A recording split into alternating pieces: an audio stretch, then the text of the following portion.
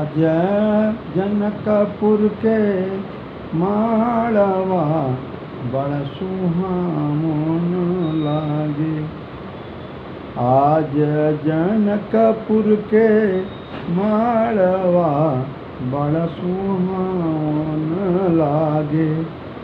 सीता जी के चढ़ेला हरदिया, सीता जी के चढ़ेला हरदिया मन भावन लागे।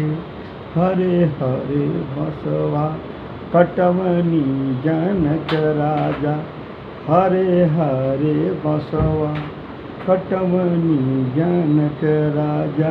मन में सुन मैया के बाजेला आनंद बाजा। सुर भैल सगरो नगरिया मन भा